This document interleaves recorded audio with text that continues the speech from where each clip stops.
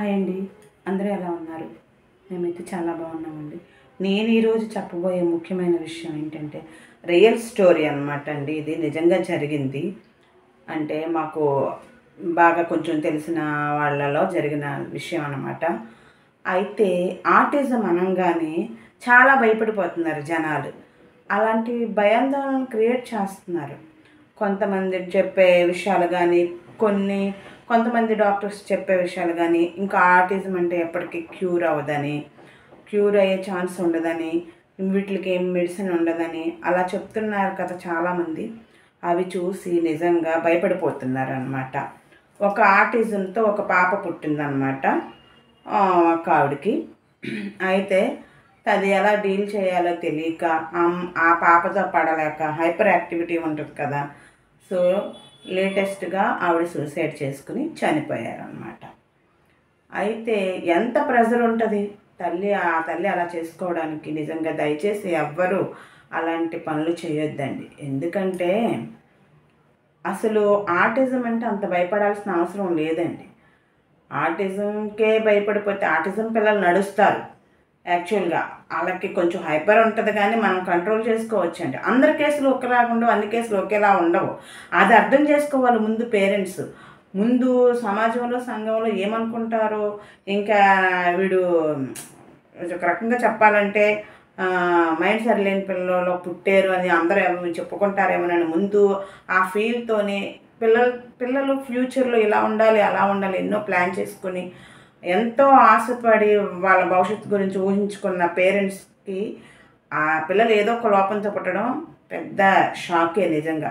ఎందుకంటే అలాంటి ఒక పేరెంట్గా నాకు ఆ పెయిన్ ఉందండి, ఆ బాధ ఉంది. లేని వాళ్ళంటూ ఎవరు ఉండరు. ప్రతిరోజు ఇలా చెప్తామే కానీ మిగతా వాళ్ళకి ఇన్స్పిరేషన్గా ఉండాలని మాట్లాడతాం కానీ నిజంగా చెప్పాలంటే ప్రతిరోజు ఏడుస్తూనే ఉంటాము. ప్రతిరోజు లైఫ్లో నిజంగా ప్రతిరోజు డే అండ్ డే ఫైట్ చేస్తూనే ఉండాలండి. జీవితంతో పోరాటం చేయాలి మనం అలాంటి పిల్లలు ఉన్నప్పుడు. మనమే కదా వాళ్ళకి ఆధారం. భగవంతుడు ఒక లోపాన్ని ఇచ్చాడు, ఒక లోపాన్ని ఎలాగో ఆల్రెడీ వాళ్ళకి ఇచ్చేశాడు. ఇంకా వాళ్ళకి ఎక్కడి నుంచి ప్రేమ అనేది వస్తుంది? మన నుంచే కదా. పిల్లలకి అన్నీ తెలుస్తాయండి. ఆటిజం పిల్లలకి అన్నీ తెలుస్తాయి. వాళ్ళతో ఏం పెద్ద ప్రాబ్లం ఉండదు. అలా అనుకుంటే సెరెబ్రల్ పాలసీ అంటే పిల్లలకి ఒకవైపున శరీరంలో డ్యామేజ్ అవుతుంది, అంటే పక్షవాతం వస్తుంది. కుడి చేయి కానీ కుడి కాలు కానీ లేకపోతే లెఫ్ట్ సైడ్ కానీ రైట్ సైడ్ కానీ ఎటో ఒకవైపున ఇంకా అసలు వాళ్ళు వీల్ చైర్కే పరిమితం అయిపోతూ ఉంటారు. సెరెబ్రల్ పాలసీ అలా ఒకదానికొకటి చెప్పుకుంటూ ఉంటే దీనికంటే ఇది బెటర్ కదా. ఇంకా మనకి ఆటిజమే కదా అనుకోవచ్చు.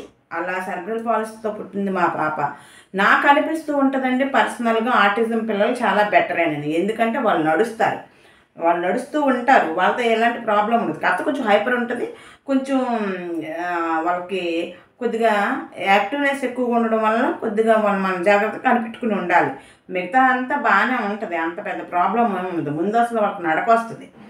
అయితే వాళ్ళు కొంచెం వాళ్ళు ఏదోదో అనుకుంటూ ఉంటారు, కొంచెం శబ్దాలకు వాటికి భయపడుతూ ఉంటారు, కొంచెం అమ్మ నాన్న అని కొంత తొందరగా పిలవరు. ఇలాంటి ప్రాబ్లమ్స్ కొన్ని ఉంటాయి. వాటిని థెరపీల ద్వారా, స్పీచ్ థెరపీ, ఫిజియోథెరపీ ద్వారా మామూలుగా చేసేసుకోవచ్చు. డిలే అది మాట రావడానికి అవన్నీ మనం థెరపీలు ఇప్పించుకుంటే నార్మల్ అయిపోతుంది. అంత భయపడాల్సిన అవసరం లేదండి ఆటిజం గురించి. మనుషుల మాటలు మీరు నమ్మకండి, మనుషులు చెప్పే మాటలు మనం నమ్మకండి. పలానా మెడిసిన్ ఉంది, పలానా ట్రీట్మెంట్ ఉంటుంది, అది ఇది అని నాలుగు రకాలుగా చెప్తారు. అవన్నీ బుర్రలో పెట్టుకున్నారంటే మీకు పిచ్చెక్కిపోద్ది, అది నమ్మకండి.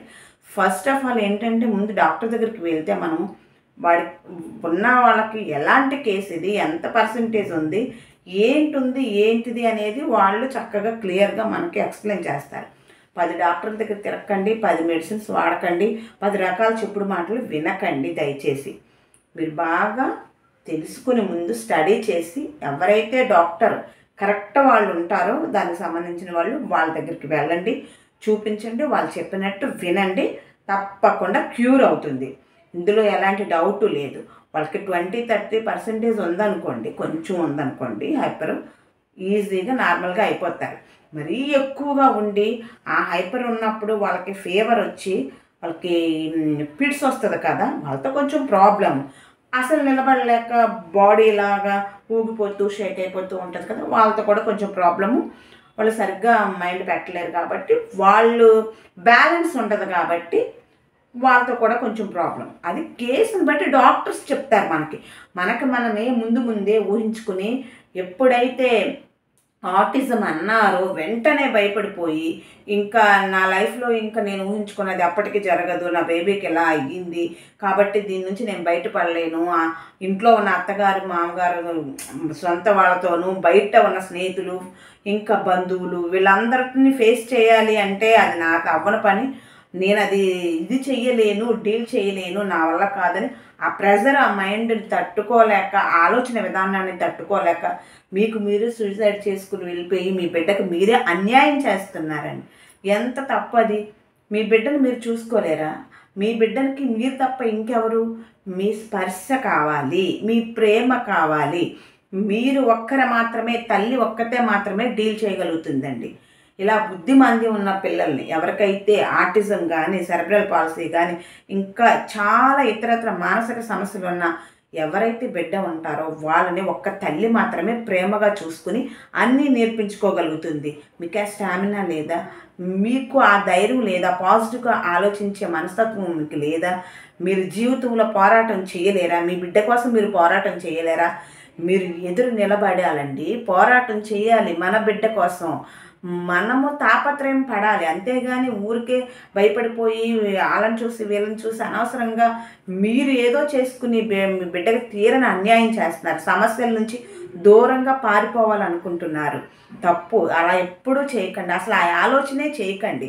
సమస్యతో పోరాడండి, సక్సెస్ సాధించండి, విజయం మీదవుతుంది. అందరిలాగా ఉండరు, అన్ని కేసులు ఒకేలాగా ఉండవు. మీ బిడ్డలో ఉన్న సమస్య కొంచెమే కావచ్చు, అది కేవలం నార్మల్గా థెరపీస్ ద్వారా క్లియర్ అయిపోవచ్చు, బాగైపోవచ్చు, నార్మల్గా అవ్వచ్చు.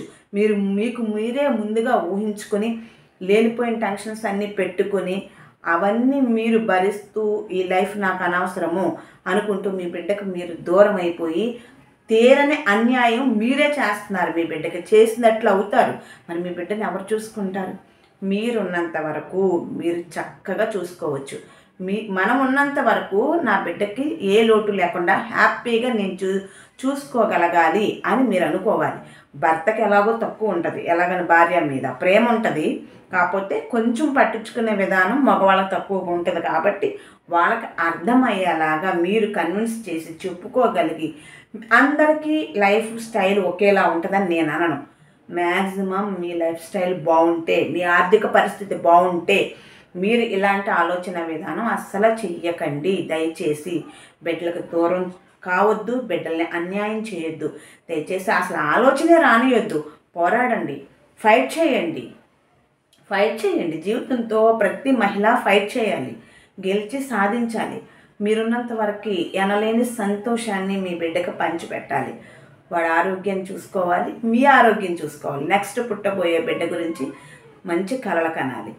మీకు నెక్స్ట్ పుట్టబోయే ఏ బిడ్డ అలా ఉండదు, ప్రాబ్లంతో ఉండదు. ఎవరికో ఒక్కరికి సెకండ్ బిడ్డకి కలిగే అలా ఉంటుంది ఛాన్స్, కానీ అందరికీ అలా ఉండదండి. దయచేసి అలా అసలు మరో బిడ్డ కూడా అలాగే పుడుతుందేమో అని అనుకుని ఊహించుకుని, నాకు ఇక ఇలాగే పిల్లలు పుడతారేమోనని ముందే ఆలోచన చేసుకుని మీరు ఇలా సూసైడ్ చేసే ప్రయత్నాలు అయితే చేయకండి దయచేసి.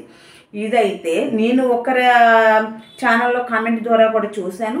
ఇంకొకటి ఏంటంటే, అలా కాకుండా ఆల్మోస్ట్ పేరు చెప్పనండి, మా వాళ్ళలోనే మా పర్సనల్గానే ఉంది.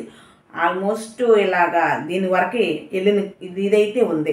అంటే అలా అనిపించిన సంఘటన కూడా ఉంది. ఎందుకంటే ప్రెజర్, భర్త నుంచి అత్తమామల నుంచి ప్రెజర్ అనమాట. ఎలాంటి బేబీ పుట్టిందని, లేకపోతే నేను లైఫ్ లాంగ్ ఎలా డీల్ చేయాలి, ఈ హైపర్ యాక్టివిటీ ఉన్న ఈ ఆటిజం బేబీతో నేను ఎలా పడాలి అనుకుంటూ మానసికంగా కుంగిపోయి ఇక నా జీవితం అనవసరం అనుకున్న కేసు కూడా ఉందండి నాకు తెలిసి.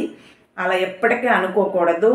అసలు మనం ధైర్యంగా ఉండాలి, ధైర్యంగా ఉంటూ జీవితంతో పోరాడాలి. మన బిడ్డను మంచిగా మనం చూసుకోవాలి, మన ప్రేమను పంచాలి. మన స్పర్శ వాడికి తెలుస్తుంది, వాళ్ళకి తెలుస్తుంది. మన స్పర్శను మాత్రమే, మన స్పర్శలో ఉన్న ప్రేమను మాత్రమే వాళ్ళు గమనించగలుగుతారు. మిగతా వాళ్ళకంటే కూడా ఎక్కువగా మనమే చూసుకోగలుగుతాము.